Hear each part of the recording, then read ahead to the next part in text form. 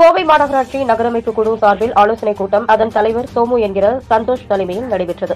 இக்கூட்டத்தில் ஒண்டிப்புதூரில் அமையும் சர்வதேச கிரிக்கெட் மைதானத்திற்கு இடம் வழங்க ஒப்புதல் அளிக்கப்பட்டது. மேலும் நஞ்சப்பா சாலையில் வஉசி மைதானம் அருகில் உள்ள இடத்தில் நவீன வசதியுடன் விளையாட்டு விடுதி அமைக்க ஒப்புதல் அளிக்கப்பட்டது. மேலும் ஜூன் 3 முத்தமிழறிஞர் கலைஞர் ஐயா பிறந்தநாளை செம்மொழி தினம் அறிவித்திருக்கும் தியாகராஜ பாகவதர் அவர்களுக்கு பிறந்தநாளை அரசு விழாவாக அறிவித்திருக்கும் தொழில் மேதை ஜி.டி. நாயுடு அவர்களுக்கு சிலை அமைப்பதற்கும் ஸ்ரீ லட்சுமி நரசிம்மர் திருக்கோவில் தங்கத்தேர் செய்யப்படும் என்று ஆணையிட்ட மாண்புமிகு தமிழ்நாடு முதலமைச்சர் 40க்கு 40 தொடர் வெற்றி நாயகர் கழக தலைவர் அவர்களுக்கு நன்றி தெரிவித்து மாண்புமிகு தமிழ்நாடு விளையாட்டு மேம்பாட்டுத்துறை அமைச்சர் உதயநிதி ஸ்டாலின் மற்றும் அமைச்சர் பெருமக்களுக்கு நன்றி தெரிவித்து தீர்மானம் நிறைவேற்றப்பட்டது.